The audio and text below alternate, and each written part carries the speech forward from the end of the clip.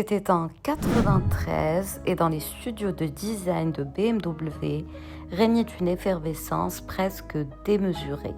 Chris Bungle, tout nouveau chef du design, venait de confier à Henrik Fisker une mission en apparence impossible. Créer une voiture qui aurait l'air d'être le légendaire BMW 507, mais ressuscité 40 ans plus tard.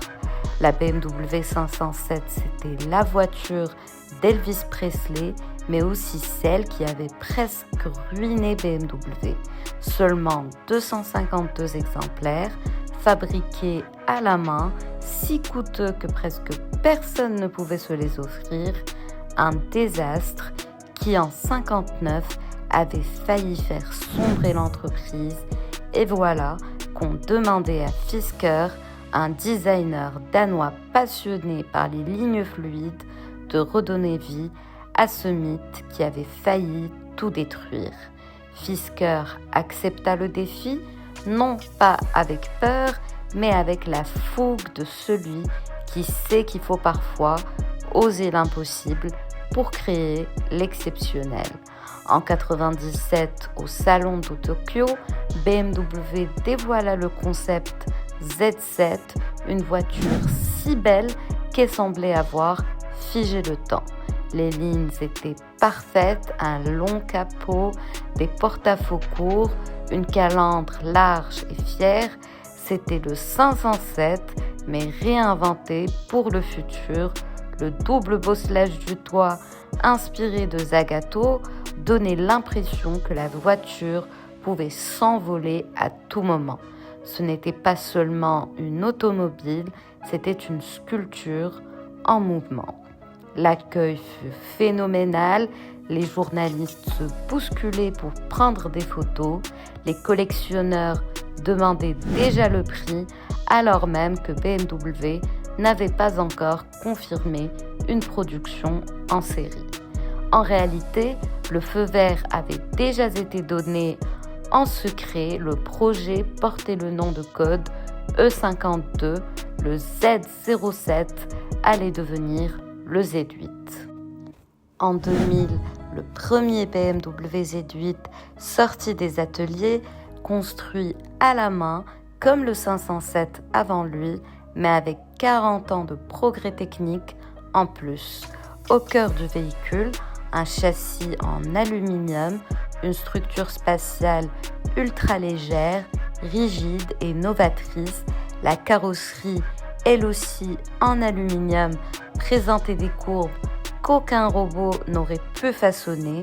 Sous le capot trônait le S62, un V8 de 5 litres directement issu de la M5 E39, 400 chevaux, 500 Nm de couple assemblés par la division Motorsport de BMW. Pas un simple moteur, mais l'un des meilleurs V8 de son époque. Couplé à une boîte manuelle à 6 rapports et positionné derrière l'essieu avant, il offrait une répartition des masses parfaite, 50-50. Techniquement, c'était un bijou. Les feux arrière à néant étaient une première mondiale, plus rapide, plus précis que n'importe quelle ampoule. Le hardtop en aluminium peint à la couleur de la carrosserie s'ajustait avec une précision absolue. Même l'habitacle respirait l'innovation. Le tableau de bord légèrement tourné vers le conducteur, les instruments centraux libérant la vue sur le capot. Tout avait été pensé pour la pure expérience de conduite. Puis vint le prix, 235 000 marks allemands, une seule version, entièrement équipée, pas d'option. À titre de comparaison, une Porsche 911 Turbo coûtait 180 000 Deutschmark et une Ferrari 360 Modena environ 200 000. Le Z8 était plus cher que les icônes de la sportivité mondiale et portait pourtant un logo BMW. BMW justifia ce tarif par un savoir-faire artisanal exceptionnel. Chaque Z8 était construit à la main, chaque cadre soudé individuellement, chaque panneau ajusté avec des tolérances plus serrées que dans l'aéronautique. Le contrôle qualité atteignait un niveau presque obsessionnel, digne d'une montre suisse. La dotation comprenait tout ce que la technologie de 2000 pouvait offrir: phare xénon, GPS, téléphone, climatisation, ABS, airbag, colonne de direction électrique et un détail qui émeut encore les passionnés, un livre de naissance accompagnait chaque Z8 ainsi qu'une maquette 1/18 signée Kyosho reproduisant la configuration exacte de la voiture commandée. En 1999 survint un coup de génie marketing. James Bond conduisit le Z8. Avant même sa sortie officielle, Pierce Brosnan apparaissait dans The World Is Not Enough au volant du roadster argenté, doté de missiles latéraux et de commandes à distance. Ironie, aucun vrai Z8 n'avait été utilisé pour les cascades, seuls les prototypes et les répliques Cobra servaient au tournage. Lorsque le Z8 était découpé par d'énormes scies circulaires à la fin du film, c'est donc une fausse voiture, mais l'effet publicitaire fut inestimable. La production débuta et contre toute attente, le Z8 trouva son public. Pas un succès de masse, mais un succès de prestige. Les connaisseurs comprirent qu'ils avaient affaire à un objet d'art autant qu'à une voiture. Acheter un Z8, c'était acquérir une œuvre d'art roulante, un hommage à la perfection mécanique. Les ventes révélèrent une répartition intéressante. En Europe, le Z8 était perçu comme un geste d'audace. Aux États-Unis, il s'imposa comme un véritable roadster de luxe. Environ la moitié des 5703 exemplaires prirent la direction de l'Amérique, où la précision allemande avait depuis longtemps conquis les amateurs. Sur la route, le Z8 divisé, avec son hardtop, il devenait un Gran Turismo raffiné. Sans lui, c'était un pur roadster, au vent et à la sonorité enivrante. Le châssis, ferme mais précis, offrait une sportivité sans compromis. La direction était tranchante, le freinage puissant, le moteur exceptionnel. En 2002, une variante fit son apparition, l'Alpina Roadster V8. Le préparateur bavarois produisit 555 exemplaires, dotés d'un V8 de 4,8 litres, développant 375 chevaux. Effet remarquable d'une boîte automatique principalement destinée au marché américain, où la boîte manuelle restait rare, même sur les sportives. Mais dès 2003, l'aventure prit fin.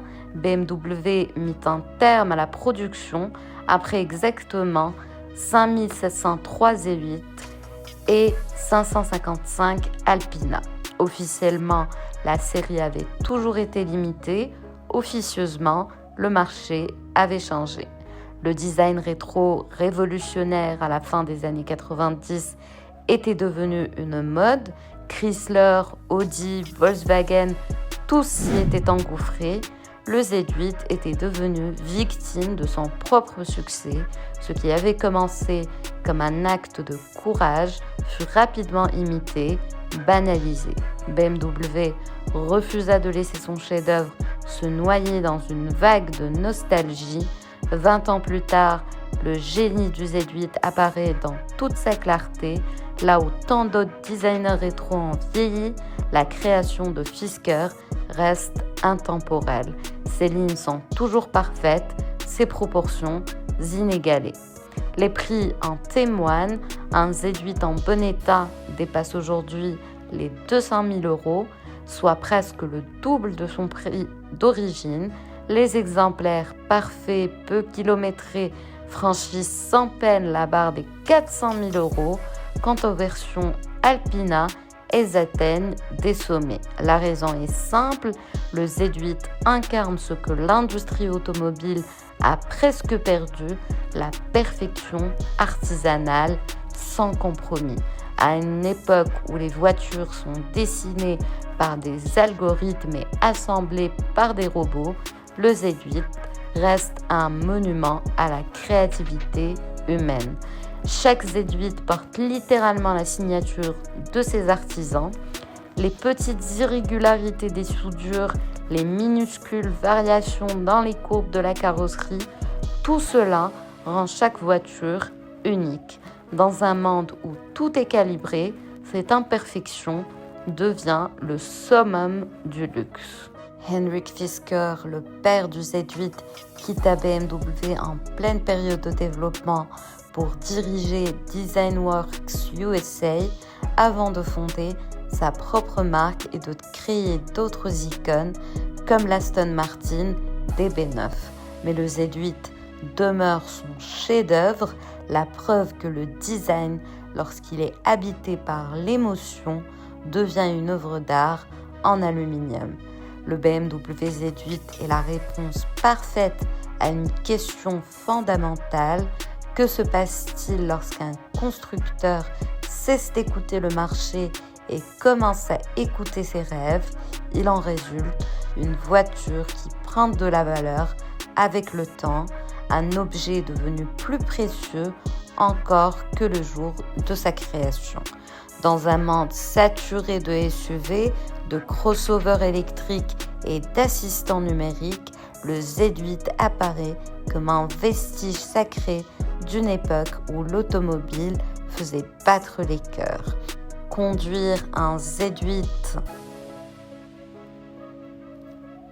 aujourd'hui, ce n'est pas simplement rouler, c'est affirmer un manifeste, celui de la beauté, du savoir-faire et de la passion, plus fort que les chiffres de vente ou les études de marché. Le BMW Z8, c'est ce que le 507 aurait pu devenir si le monde de 59 avait été prêt pour l'extraordinaire. 40 ans plus tard, il l'était enfin et BMW prouva alors qu'il existe des rêves qui n'attendent que leur moment pour devenir réalité.